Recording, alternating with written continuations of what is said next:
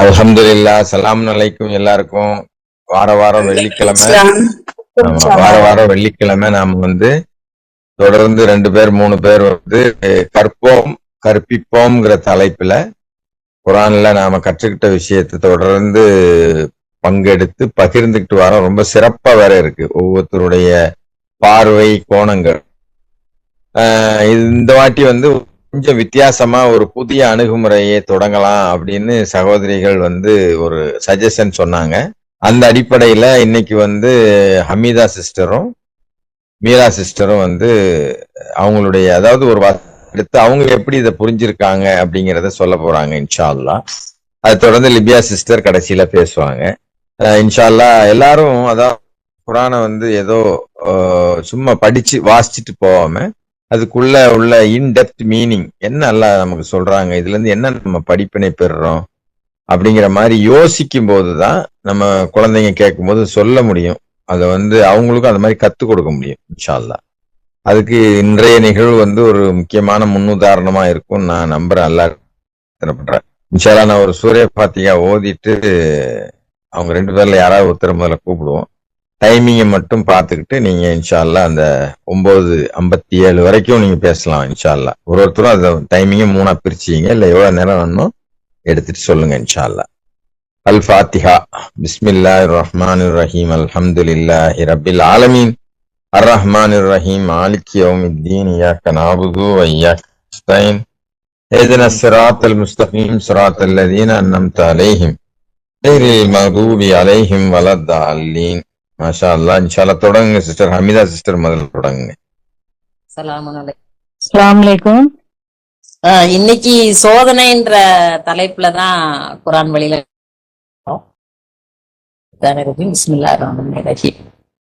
வானங்களுக்கும் பூமிக்கும் மலைகளுக்கும் தேர்ந்தெடுக்கும் சுதந்திரம் எனும் பொறுப்பை முன்வைத்தோம். மேலும் அதனை குறித்தாக இருந்தன. ஆனால் மானிடன் ஏற்றுக்கொண்டார். குரான் வழியில இத பார்க்கும் போது இதுல இருந்தே மனிதனுக்கு சோதனை ஆரம்பமாயிடுது. ஏன்னா மானிடன் அறியாதவனா, மனிதனுக்கு கொடுக்கப்பட்ட வாழ்வே சோதனை தான். இந்த வாழ்க்கை பணம் பிள்ளைங்க இது எல்லாமே சோதனையின் முக்கிய காரணங்களா இருக்குது. பிள்ளைங்க மூலம் பணத்தின் மூலம் இந்த வாழ்க்கை பயம் பசி விளைச்சல் இது எல்லாத்தையும் கொண்டு நம்ம சோதிக்கப்படுறோம். போனா விதமான பயங்களை பத்தி கேட்டோம். பசியிலேயே அறிவு பசி படம் வாழ்க்கையில ஒவ்வொரு ஏம நோக்கி ஓடுறதும் ஒரு விதம் இருக்குது. விளைச்சல் மூலம் அதாவது வருமானம் லாபம் ஆள் இது எல்லாமே விளைச்சலின் இன்னொரு வடிவமா இருக்கு. இதன் மூலமும் நம்ம சோதிக்கப்படுறோம். நாம சோதனையில இருக்கோன்றதே தெரியறது இல்லை. விளைச்சலை பார்த்த உடனே நம்ம நன்றி சொல்றவங்களா இருக்கணும். அதுக்கப்புறம் தான் அறுவடை பத்தி யோசிக்கணும் இன்ஷா அல்லாஹ். பணம் மற்றும் பிள்ளைகள் இவைகளை அல்லாஹ் கொடுத்தும் சோதிக்கிறாங்க, கொடுக்காமையும் சோதிக்கிறாங்க. நம்பிக்கையாளர்களா இருந்தாலும் சோதனை தான், நம்பிக்கையாளர்களா இல்லாம இருந்தாலும் சோதனை தான். சோதனையிலிருந்து யாரும் தப்ப முடியாது. நம்பிக்கையாளர்களா இருக்கிறவங்க அல்லாஹ்வை பற்றி பிடிச்சு சோதனையிலிருந்து ஜெயிச்சிடுறவங்களா இருப்பாங்க. எப்படியாப்பட்ட நம்பிக்கையை கொண்டு வச்சிருந்து நன்னறியான வாழ்வு வாழ்ந்தாலும் சோதனை தான். சதி சூழ்ச்சி நயவஞ்சகம் நம்பிக்கை துரோகம் உடல் நலமின்மை இது எல்லாமே சோதனையின் மாற்று ரூபமா இருக்குது. இந்த மாதிரி எல்லாம் சோதனை வாட்டி வதைக்கும் போது குரான் மூலம் அல்லாஹ் நம்மள்கிட்ட பேசுறாங்க. கடவுள் மெய்யான நம்பிக்கையாளர்களை வெளிக்கொண்டு வருவதற்காகவும் மேலும் இதயங்களில் இருப்பவற்றை சோதிப்பதற்காகவும் மனிதனை சோதனையில் ஆழ்த்துகின்றோம் அப்படின்னு குரான்ல நம்ம படிக்கிறோம். சோதனையில ஆழ்த்தும் போதுதான் அவங்க மனசுல என்ன இருக்கு, திடமான நம்பிக்கையில இருக்காங்களா, அல்லாஹ்வுடைய வழியில பாடுபடக்கூடியவங்களா இருக்காங்களா, உறுதிப்பாட்டோட இருக்காங்களா, இதெல்லாமே வெளிக்கொண்டு வரப்படுது. நம்பிக்கையிலே இருக்கிறதா சொல்லிடலாம். ஆனா செயல்னு வரும்போது அதுபடிதான் இருப்பாங்களான்னு அவங்களுக்கே தெரிய வரும். சோதனையின் போது கஷ்டங்கள் துன்பங்கள் வர்றதே இறைஞ்சக்கூடும் என்பதற்காக தான் குரான்ல படிக்கிறோம். இறைஞ்சும் போது அல்லாஹ்வை நம்ம நெருங்குறோம். இறைஞ்சுகின்ற எல்லாத்தையுமே அல்லாஹ் கொடுக்குறவங்களா இருக்கிறாங்க. யூனுஸ் நபி மீன் வயிற்றுக்குள்ள இருக்கும்போது அந்த சோதனையில இருந்து வெளியில வர்ற வரைக்கும் தியானத்திலே இருந்துடுறாங்க. சதி, சூழ்ச்சி, நயவஞ்சகம், நம்பிக்கை துரோகம் இது எல்லாமே யாக்கூப் நபியோட வாழ்க்கையில நடக்குது. அவர் அல்லாஹ்வுடைய பொறுமையில தான் தஞ்சம் அடைகிறாரு. சூழ்ச்சி நடக்கிற ஒவ்வொரு தருணத்திலையும் அல்லாஹ்வுடைய அழகிய பொறுமையில தான் நான் தஞ்சம் அடைகிறேன்னு சொல்றாரு. அந்த பொறுமைக்கு அல்லாஹ் அவரை ராஜ மரியாதையோட மகன் கிட்ட கொண்டு போய் சேர்க்கிறாங்க. யூசுப் நபிக்கு சின்ன வயசுல இருந்தே சோதனை தான். சூழ்ச்சி செய்த சகோதரர்களை அல்லாஹ் அவர் முன்னாடி பணிய வைக்கிறாங்க. யூசுஃபையும் அல்லாஹ் மேலான பதவிக்கு கொண்டு வந்து தன்னோட தகப்பன்ட்ட சேர்ந்து கொள்றத குரான்ல பாக்குறோம். நோய் மூலம் சோதனை. அவரும் அல்லாட்ட இறைஞ்சி பிரார்த்திக்கிறாங்க. அல்லாஹ் அவரையும் குணப்படுத்தி அவருடைய குடும்பத்தை 2 மடங்காக்கி கொடுக்குறாங்க. ஆகரமாக்கி அவருடைய காப்பாத்திடுறாங்க. அல்லாஹ் அவருடைய ஊழியர்கள் தப்பான முடிவு எடுக்கிறத விரும்புறது இல்லை. ஏன்னா அவங்க இறைவன் துவாலே இருக்கிறவங்களா இருப்பாங்க. அல்லாஹ் எனக்கு இதை சரி பண்ணி கொடுங்கன்னு பிரார்த்தனையிலே இருப்பாங்க. இறைவன்கிட்ட பிரார்த்திக்கும் காலமெல்லாம் சாத்தியமே இல்லை. இதையும் குரான் மூலம் நம்ம பார்க்கிறோம். இந்த மாதிரி இறை நினைப்பிலேயே சரியாகிறதுக்கு கேட்டுக்கிட்டே இருக்கிறது நன்மையின் எடை அதிகரிக்கிறதுக்கான ஒரு வழிமுறையாத்தான் அல்லாஹ் ஆக்கி வைக்கிறாங்க. அல்லாஹ்வால மட்டும்தான் எதையுமே சரி செய்து தர முடியும். நல்லவங்களுக்கு தான் அதிக சோதனைன்னு உலக வழக்குல சொல்றதை நம்ம கேள்விப்படுறோம். அதுவும் அல்லாஹ்வுடைய இந்த மாதிரியான ஒரு வழிமுறையாதான் நமக்கு செய்யறதா நான் நினைக்கிறேன். இல்ல அதெல்லாம் நமக்கு புடம் போடுறது பியூரிபிகேஷன் டெஸ்ட். தூய்மைப்படுத்துறாங்க. ஆமா, ஃபர்ஸ்ட் நமக்கு அட்மிஷன் டெஸ்ட் நடக்கும். அதாவது நம்ம உண்மையிலேயே அல்லாஹ் மட்டும்தான் அப்படின்னு நினைக்கிறோமா, இல்ல வேற மத்தவங்க மத்த எதுக்காவது பவர் இருக்குன்னு நினைக்கிறோமான்னு சொல்லிட்டு, இல்ல அல்லாஹ்க்கு மட்டும் முதல் உரிமை கொடுக்கிறோமா, இல்ல நம்ம ஹஸ்பண்டுக்கோ இல்ல பிள்ளைங்களுக்கோ இல்ல வேற ஒர்க்குக்கோ எதுக்கோ கொடுக்குறோமா என்னன்னு சொல்லிட்டு ஃபர்ஸ்ட் பாப்பாங்கல்ல. அது அட்மிஷன் டெஸ்ட். அட்மிஷன் டெஸ்ட்ல பாஸ் பண்ணிட்டோம்னா அதுக்கு பிற்பாடு பியூரிபிகேஷன் டெஸ்ட் தான்.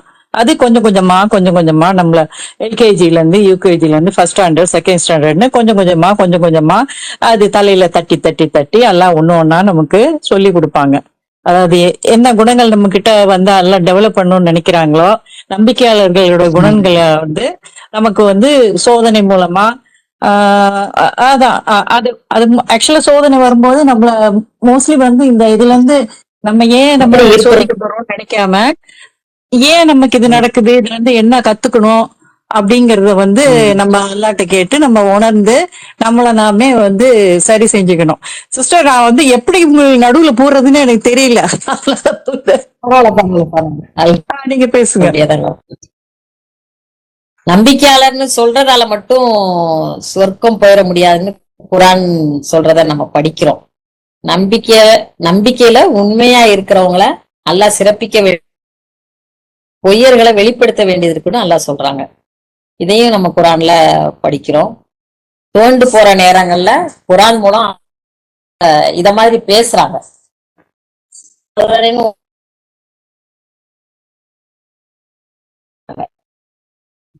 இப்ப பக்கத்துல வீடுகள்ல உள்ளவங்க அப்பப்போ நம்மள்ட்ட பேசுறது உண்டு.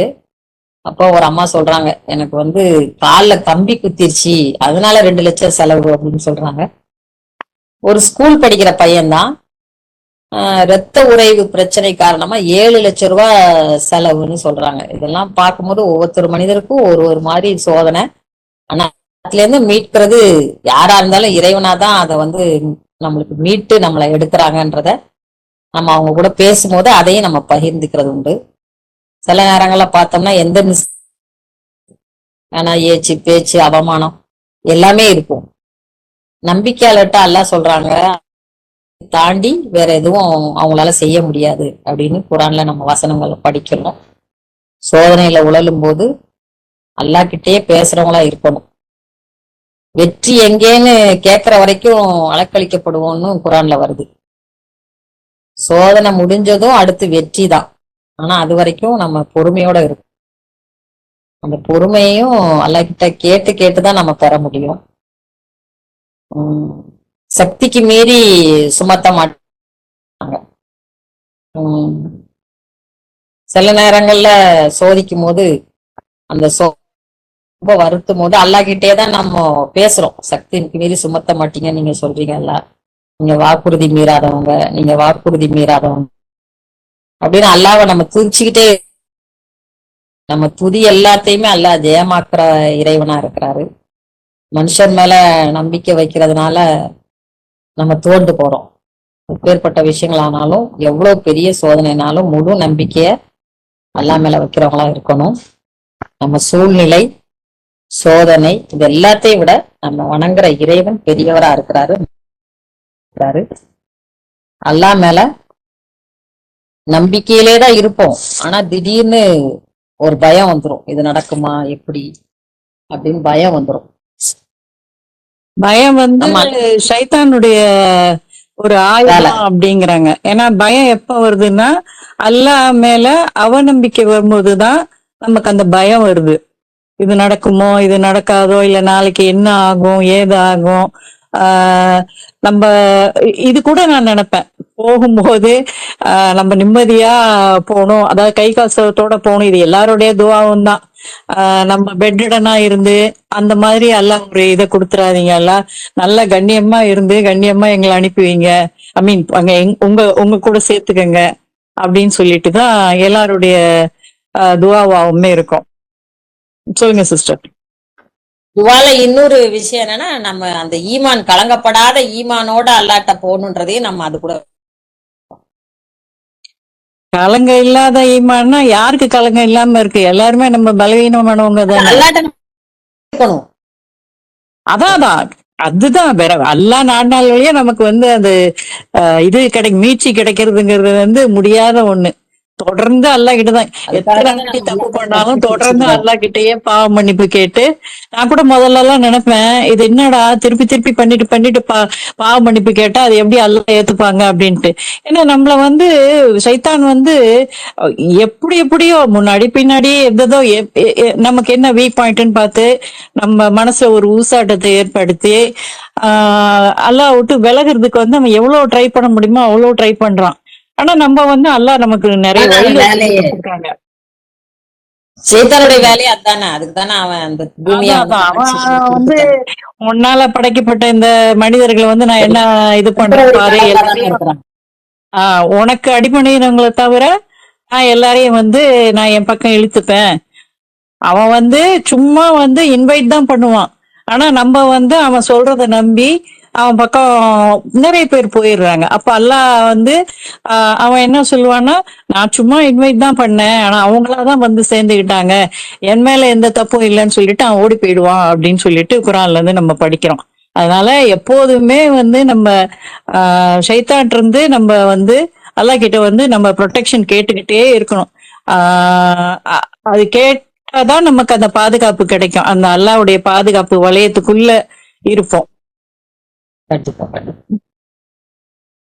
பையன் சிஏ எக்ஸாம் மீராக்கா சொன்னதுல ஒரே ஒரு விஷயம், மீராக்கா சொன்னதுல அல்லாஹ் மட்டும் அடி பண்ணி அல்லாஹ்க்கு மட்டும் அப்படிங்கறது அங்க சேர்க்கணும். சைத்தான் வந்து என்ன சொல்றான்னா, யார் அல்லாஹ்க்கு மட்டும் கட்டுப்படுறாங்களோ அவங்களுக்கு எனக்கு வேலை இல்லை அப்படின்னு. ஏன்னா எல்லாரும் அடி பண்ணிடுன்னு தான் சொல்றாங்க. அது மட்டும் தான் நான் சொல்லணும்னு நினைச்சேன். ஆமா உண்மைதான். பையன் சிஏ எக்ஸாம் எழுதிட்டு வந்தான். என்னப்பா பாஸ் பண்ணிருவியான்னு கேட்டா எஸ்ன்னு தலையாட்டுறான், நோன்னு தலையாட்டுறான். அல்லா மேல உள்ள நம்பிக்கை இருந்தாலும் ஷைத்தான் அப்பப்போ ஊசலாட்டத்தை உண்டு பண்ணிக்கிட்டே இருக்கிறான். 2 மார்க்ல போயிரும், 3 மார்க்ல போயிரும். பாஸ்ன்னு வந்துரும், அக்ரிகேட்டுன்னு வராது, நீங்க திரும்ப எழுத வேண்டியது இருக்கும். இப்படியே ஊசலாட்டத்தை உண்டு பண்ணிட்டே இருக்கிறது தான் அவன் வேலை. இப்படி எல்லா விஷயங்கள்லயுமே வந்து ஷைத்தான் ஊசலாட்டத்தை உண்டு பண்ணிக்கிட்டே இருக்கிறான். நம்ம அல்லாட்ட துவா கேட்டுக்கிட்டே இருக்கிறோம். அவன் என்னத்தான் ஊசலாட்டத்தை உண்டு பண்ணாலும் நம்ம அல்லாவோட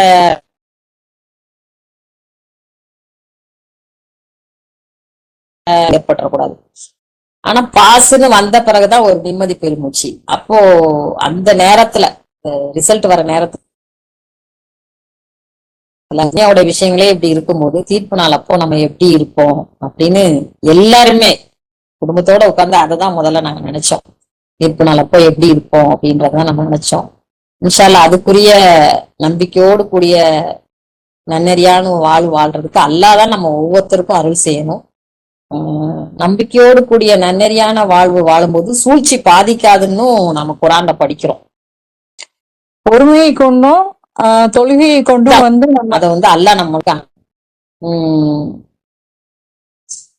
இந்த மாதிரி சோதனைகளை எப்படி கடக்க போறோம் அப்படின்னு ஒரு ஒரு அந்த சோதனை நம்மளை ஆழ்த்தும் போது நம்ம மனசுகிட்ட நம்ம பிள்ளைங்கள்ட்ட எத்தனையோ விஷயங்கள்ல நம்மள அல்லாஹ் காப்பாத்தி நம்மளை கரை சேர்த்திருக்கிறாங்க அப்படின்னு ஒருத்தருக்கு ஒருத்தர் சொல்லிக்கிறது, நம்ம மனசுக்கே நம்ம குரான் மூலம் நம்ம படிச்சு நம்ம மனசுக்கிட்டே நம்ம சொல்லிக்கிறது நம்ம உறுதிப்பாட்டை நம்ம நம்பிக்கைய பலப்படுத்துற ஒரு விஷயமா இருக்குது. நன்னறியான வாழ்வான பொறுமையோட இருக்கிறது, தளராத உறுதிப்பாட்டோட இருக்கிறது, விடாமுயற்சியோட இருக்கிறது, கத்தாம கூச்சிடாம கோபத்தை அடக்கிக்கிறது, அல்லாவை துதிச்சுக்கிட்டே இருக்கிறது, தியானிச்சுட்டே இருக்கிறது, நன்றியோட இருக்கிறது, தர்மத்தை வந்து நமக்கு கொடுத்து, அதாவது கஷ்டத்தை கொடுத்து மட்டும் சோதிக்க மாட்டாங்க, நிறைய நம்மளுக்கு ஆசீர்வாதங்களை கொடுத்தும் சோதனை பண்ணுவாங்க. ஏன்னா அந்த டைம்ல நம்ம வந்து அல்லாஹ் சொன்னபடி அப்போ நடக்கிறோமா அப்படின்னு சொல்லிட்டு அதையும் எல்லாம் செக் பண்ணுவாங்க. சோ எல்லா டைம்லயுமே நம்ம வந்து அல்லாஹ்வுடைய கைடன்ஸை வந்து நம்ம கேட்டுக்கிட்டே இருக்கணும். எதுவுமே, அதாவது by imploring my lord alone I cannot go ராங்னு இப்ராஹிம் நபி சொன்ன மாதிரி அல்லாஹ் கிட்ட வந்து நம்ம தொடர்ந்து நம்ம இறைஞ்சிக்கிட்டே இருக்கும்போது நம்ம தவறா போக வாய்ப்பே இல்லை. யாரு என்ன நம்மளை இன்சல்ட் பண்ணாலும் சரி, நீங்க தப்பான பாதையில இருக்கிறீங்க, நீங்க நரகத்துக்கு தான் போவீங்க, இப்படி என்ன சொன்னாலும் சரி, இதை பத்தி நம்ம கவலைப்பட வேண்டிய அவசியமே இல்லை. இந்த காதுல வாங்கி அந்த காதுல விட்டுட்டு போயிட்டே இருக்க வேண்டியதுதான். இறை நிந்தனைக்கெல்லாம் ஆளாவாங்கன்னு சொல்லி குரான்ல பாக்குறோம்ல. நம்ம இறைவன் மட்டும் இருக்கும்போது அந்த மாதிரி நிந்தனைக்கெல்லாம் ஆளாவாங்கன்றத நம்ம குரான் வசனங்கள் மூலம் நம்ம இன்சல்ட், அதாவது இன்சல்ட்டை கொண்டு நீங்க சோதிக்கப்படுறீங்கன்னு ஒரு இடத்துல சொல்றாங்க. அதைத்தான் நீங்க சொல்றீங்கன்னு நினைக்கிறேன். ஆமா ஆமா ஆமா. இந்த மாதிரி ரெண்டு பேரும் ஒரே ஒரு நிமிஷம் மத்த கேட்டுக்கிட்டு இருக்கிறவங்களுக்கான ஒரு விஷயத்த சொல்லிடுறேன். இப்ப ரெண்டு பேரும் பேசிட்டு இருக்காங்க. இப்ப கேட்டுக்கிட்டு இருக்கவங்க யாரோ இந்த இடத்துல இந்த வசனம் சொன்னா நல்லா இருக்கும் அப்படின்னு நினைச்சீங்கன்னா கூட ஜாயின் பண்றதா பண்ண சொல்லுங்க. ஆமா ஆமா, அதான் சிஸ்டர் நான் சொல்றேன். அவங்க மட்டும் இல்ல, சப்போஸ் வேற யாருக்காவது இல்ல இன்னும் இந்த இடத்துல இந்த பாயிண்ட் சொன்னா இன்னும் நல்லா இருக்கும்னு யாராவது நினைச்சீங்கன்னா கை தூக்குங்க, நான் கூப்பிடுறேன், அப்ப பேசுங்க நீங்க. இந்த மாதிரி நன்னடியான விஷயங்கள்ல நம்ம விடாப்பிடியா அல்லாஹ் சொல்ற மாதிரியே நம்ம நடக்கிறது மூலம் கொடுக்கப்படுற சோதனையிலேருந்து நம்ம மீட்சி பெறோம், வெற்றி அடைகிறோம், அல்லாஹ் அந்தஸ்தையும் அதிகப்படுத்தி தராங்க. அது இம்மையிலையும் மறுமையிலும் அல்லாஹ் செஞ்சு தராங்க. இந்த மாதிரியான பதில்களை அடையக்கூடியவர்களா, வெற்றி மீட்சி அந்தஸ்து இந்த மாதிரியான பதில்களா அல்லாஹ்ட்ட இருந்து நம்ம அடையக்கூடியவர்களா அல்லாஹ் ஆக்கி அருள் புரியணும். அல்ஹம்துலில்லாஹ். அல்லாஹ் மேல வந்து நம்ம முழு நம்பிக்கை வைக்கும் போது வந்து மனசு அமைதியா இருக்கும். அமைதியான மனசுல வந்து ஷைத்தான் வந்து கலக்க முடியாது. அதான் அல்லாஹ் சொல்லிடுறாங்கல்ல, எனக்கு மட்டும் அடி பண்ணிடுறவங்கள உன்னால எதுவுமே செய்ய முடியாது அப்படின்ட்டு. அதனால வந்து நம்ம அவன் பண்ற இதை வச்சு நம்ம பயப்பட வேண்டிய அவசியம் இல்லை. அல்லாஹ் கிட்டதான் எல்லா இதுலயும் திரும்பணும். அல்லாஹ் தான் சொல்றாங்கல்ல, கஷ்டத்துக்கு பின்னாடி நான் உங்களுக்கு இதை கொடுப்பேன், அதாவது என்ன, with pain there is gain அப்படிங்கிறோம் இல்லையா. அது நிச்சயமா அல்லாஹ் வந்து எல்லாருக்கும் தொடர்ந்து இதே கொடுக்க மாட்டாங்க. நம்ம நமக்கு முன்னாடி இருந்தவங்களே இந்த மாதிரி எல்லாம் நிறைய சோதிச்சிருக்காங்க. அவங்க சிஸ்டர் சொன்ன மாதிரி எங்கே வந்து அல்லாவோட வெற்றி எப்போ கிடைக்கும் அப்படின்னு சொல்லிட்டு அவங்க நபிமார்களும் அவங்க கூட இருந்தவங்களும் வந்து அவ்வளோ வந்து அன்றாடுற வரைக்கும் அல்லாஹ் வந்து அவங்கள சோதிக்கதா சொல்றாங்க. ஆனா எப்பவுமே அல்லாஹ் சோதிப்பாங்களே தவிர நம்ம கூடவே இருந்து நம்மளை கை தூக்கி விட்டுருவாங்க. சோ அதான் இது வந்து நம்மள வந்து டெவலப் பண்ணிக்கிட்டே இருக்கும். நம்மளுடைய ஆத்மா வந்து அல்லாஹ் வந்து அன்னைக்கு ஜட்மெண்ட் டே அன்னைக்கு நமக்கு பாக்குற அளவுக்கு நம்ம ஆத்மா வந்து இதாகணும், ஐ மீன் பலப்படுத்தணும். சோ வந்து அல்லாஹ் சொல்லி கொடுத்திருக்கிற இதை வச்சு நம்ம அந்த வழிபாட்டு முறைகள் அதை எல்லாத்தையும் நம்ம கடைபிடிச்சோம்னா அந்த ஆத்மா வந்து அல்லாஹ்வை பாக்குறதுக்குள்ள ஒரு இது கிடைக்கும். எல்லாருக்கும் நமக்கு வந்து மீட்சி கிடைக்கணும். அல்ஹம்துலில்லாஹ். இந்த மாதிரி குர்ஆன் வசனங்கள் மூலம் நம்ம ஒவ்வொருத்தரை தூண்டிக் கொள்கிறவர்களாகவும் இருக்கணும். ஆமா, இப்ப நான் மத்தியானம் ஒரு ஜாயிர் பாய் சோதனைன்னு எடுத்ததோட அடாடா இது என்னடா சோதனை, நம்ம இதை பத்தி பேசணும்னு இருந்தோம். சரி, எல்லாருமே ஒருத்தருக்கு ஒருத்தர் மறுபடியும் ஒரே பாயிண்ட்ஸ் தான் நம்ம வந்து ஒருத்தருக்கு ஒருத்தர் ரிமைண்ட் பண்ணிடுவோம். அப்படித்தானே அல்லாஹ்வும் சொல்றாங்க. ஏன்னா நம்ம வந்து ஷைத்தான் வந்து நம்ம கூட வந்து அவன் ஃபைட் பண்ணிக்கிட்டே இருக்கான். சோ அப்படி இருக்கும்போது நம்ம ஒருத்தருக்கு ஒருத்தர் வந்து ரிமைண்ட் பண்ணிக்கிட்டே இருக்கும் போதுதான். இப்போ சம்டைம்ஸ் வந்து நான் ரொம்ப கலக்கமாயி நான் மேராஜுக்கு ஃபோன் பண்ணுவேன். மேராஜ் வந்து எனக்கு ரிமைண்ட் பண்ணுவாங்க, இப்படி இப்படி இருக்கு பாருங்க, இப்படி இப்படி இருக்கு பாருங்க அப்படின்னு சொல்லிட்டு அவங்க என்ன பலப்படுத்துவாங்க. அந்த மாதிரிதான் ஒருத்தருக்கு ஒருத்தர். ஏன்னா அது ஜாயிர் பாய் சொல்லாரு, சொல்லு சுல்தானு செயல் வந்து ஷைத்தானு அப்படிம்பாரு. அந்த மாதிரி வந்து நம்ம நல்லா வாய்க்கிலேயே பேசுவோம் இப்படி இருக்கணும் அப்படி இருக்கணும்ட்டு. ஆனா சமயத்துல வந்து அந்த செயலாக்கம்னு வரும்போது கொஞ்சம் தடுமாறிடுவோம். அந்த தடுமாற்றம் இல்லாம அந்த அளவுக்கு வந்து நம்ம ஆத்மா வந்து அல்லாஹ் நமக்கு வந்து பலப்படுத்தி கொடுக்கணும். நீங்க மத்தியானம் சொல்லும் போது எனக்கு ஐயோ நம்மளும் சோதனைன்ற டாபிக் எடுத்திருக்கிறோமே, நான் அவங்க பேசுனதை கேட்கல. எல்லாரும் வீட்டுல இருந்தா நாங்களே இன்னைக்கு ஜும்மா பண்ணிட்டோம். என்ன மாதிரி அவங்க சொல்றதே நம்ம சொல்றதா இருக்குமோ அப்படின்னு நினைச்சேன். கேட்கல, கேட்டவங்களுக்கு தெரியும் அது அதுக்கும் இதுக்கும் என்ன மாதிரி இருந்ததுன்றது எனக்கு தெரியல. இன்ஷா அல்லாஹ் அது பாப்போம், நான் கேட்டுட்டு பாக்குறேன். ஆனா அது எனக்கு நீங்க சொல்ற மாதிரி அது ஒரு சோதனையா இருந்தது. நம்ம போன வாரமே பேசிக்கலாங்க. அல்ஹம்துலில்லாஹ், அல்லாஹ் வழி நடத்துறாங்க. அஸ்ஸலாமு அலைக்கும். வலைக்கும் ஸலாம். அஸ்ஸலாமு அலைக்கும். வலைக்கும் சலாம். உங்க செஷன் முடிஞ்சா 2 பேர் செஷனும் முடிஞ்சிருச்சு. இந்த மாதிரி கலந்துரையாடல் வந்து நம்ம அனுபவங்கள்ல நம்ம எப்படி பாஸ் பண்ணி வந்தோம், இது வந்து நிறைய பேருக்கு வழிகாட்டக்கூடியதா இருக்கும். இந்த மாதிரி வரும்போது ஒருத்தர் கேட்கறதுக்கு தூண்டுதலா இருக்கும். ஏன்னா அல்லாஹ் வந்து ஏதாவது ஒரு பிரச்சனைனா என்ன சொல்றாங்கன்னா கலந்து ஆலோசனை பண்ண சொல்றாங்க. எந்த ஒரு விஷயமா இருந்தாலும் கலந்து ஆலோசனை பண்ணுங்க. கலந்து ஆலோசனை பண்ணும்போது ஒரு நல்ல அல்லாஹ்வுடைய வழிகாட்டுதல் நமக்கு கிடைக்குது. அப்படித்தான் நீங்க சொல்றீங்க. நான் மேராஜுக்கு போன் பண்ணுவேன், அவங்க சில விஷயங்கள் சொல்லுவாங்க, அவங்க சில நேரம் போன் பண்ணுவாங்க, நான் சில விஷயம் சொல்லுவேன். இப்படி வந்து நமக்குள்ள தகவல் பரிமாற்றம் வந்து நம்ம தொடர்ந்து அல்லாஹ்வுடைய நினைவுல இருக்கிறதுக்கான ஒரு வழிகாட்டுதல் தான் இது. அந்த தொடர்பு இப்ப இல்ல இல்லையா? இப்ப அது இப்ப ஆன்லைன்ல இருக்குது. நம்ம ஊர்கள்னா பார்ப்போம், பக்கத்து விட்ட பார்ப்போம், ஏத்து விட்டு பார்ப்போம், தெரிஞ்சவங்கள்ட்ட பேசுவோம், சொந்தக்காரன்ட்ட பேசுவோம். இப்ப அதெல்லாம் நிறைய குறைஞ்சு போச்சு. போன்ல தான் பேசிட்டு இருக்கோம். அதனால அதை நம்ம சாதகமா பயன்படுத்தணுங்கிறதுக்கு நல்ல உதாரணமா இருந்துச்சு. அல்ஹம்துலில்லாஹ், சிறப்பு. இன்னமல் நீங்க சொன்னீங்க, இந்த இன்னமல் யூஸ்ரா with pain there is gain, indeed with pain there is gain. இதுதான் வாழ்க்கையினுடைய தத்துவமே. பெயினும் கெயினும் மாறி மாறி வந்துகிட்டே இருக்கும். எல்லா சூழ்நிலையும் நம்ம அல்லாஹ்வுடைய நினைவுல இருக்கிறோமா அப்படிங்கிறது தான் நமக்குள்ள சோதனை. அல்ஹம்துலில்லாஹ். அல்ஹம்துலில்லாஹ். அஸ்ஸலாமு அலைக்கும். வலைக்கும் ஸலாம். இப்ப இந்த இவ்வளவு நேரம் பேசிக்கிட்டு இருந்ததுக்கு தொடர்பா யாராவது ஏதாவது கருத்து சொல்லணும்னு நினைக்கிறீங்களா? இந்த செஷன் இந்த மாதிரி தொடரலாமா, இது எப்படி பாக்குறீங்க? யாராவது ஒருத்தர் 2 பேர் சொன்னீங்கன்னா லிபியா சிஸ்டரை கூப்பிட்டு நான் பேச சொல்லுவேன்.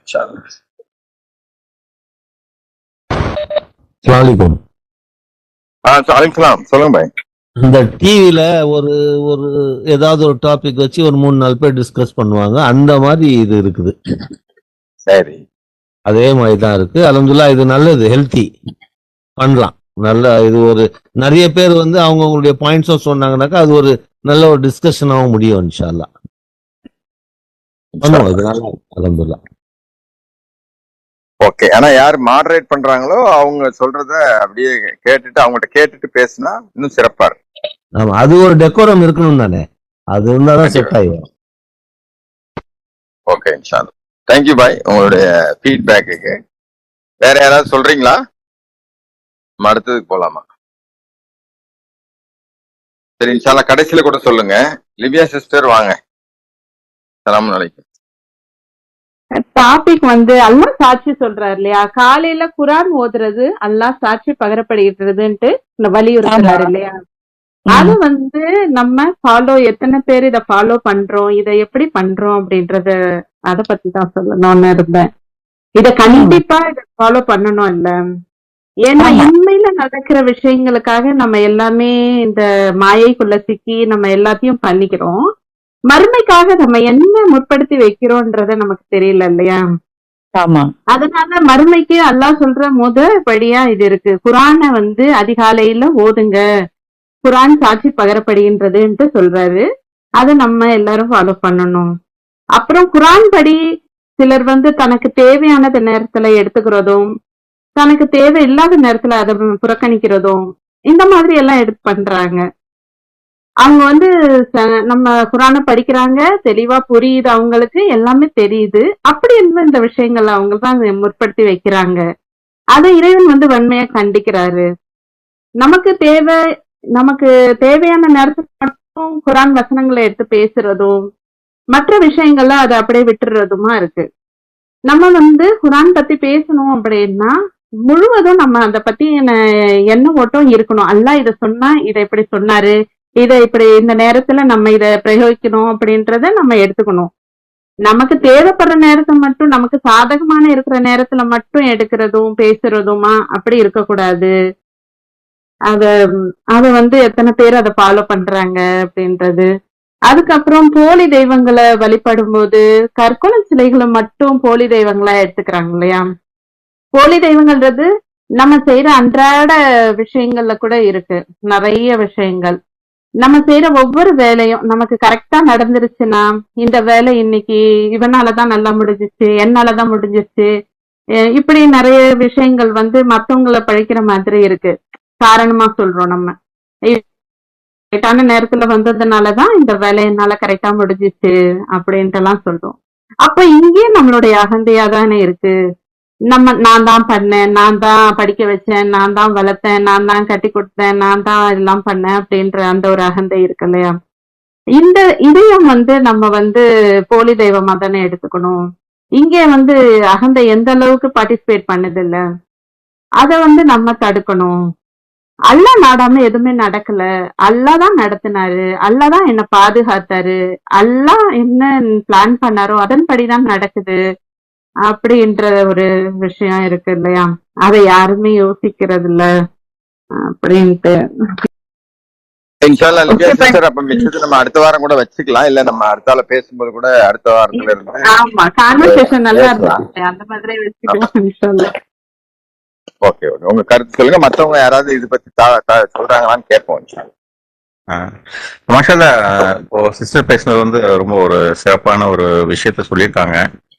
என்னன்னாக்கா, தேவைக்கு எடுத்து யூஸ் பண்றது, மற்ற நேரத்துல அதை கண்டுக்கிறாம அப்படியே விடுறது அப்படிங்கிறது வந்து ரொம்ப ஒரு யதார்த்தமான ஒரு சுட்டி காட்டல்.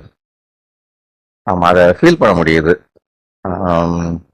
அந்த மாதிரி இல்லாம நம்மள எல்லா நேரமும் குரான் படி அதனுடைய வழிகாட்டல் படி இருக்கிறதுக்கு அருள் புரியணும் அப்படின்னு சொல்லி தான் கேட்கணுன்ற ஒரு விஷயத்த ரொம்ப சிம்பிளா சொல்லிட்டாங்க. பட் அது ரொம்ப ஒரு ஹெவியான ஒரு ஸ்டேட்மெண்ட். தேவைக்கு குரான் யூஸ் பண்றது, மற்ற நேரத்துல கண்டுக்காம போறது அப்படிங்கிறது, அந்த மாதிரியான ஒரு நிலையில இருந்து எல்லாம் நம்மளை பாதுகாக்கணும் இன்ஷா அல்லாஹ். எப்பவும் குரான் படி இருக்கிறதுக்கு அல்லாஹ் இன்ஷா அல்லாஹ். ரொம்ப ஒரு சிறப்பான நினைவூட்டல் சிஸ்டர்.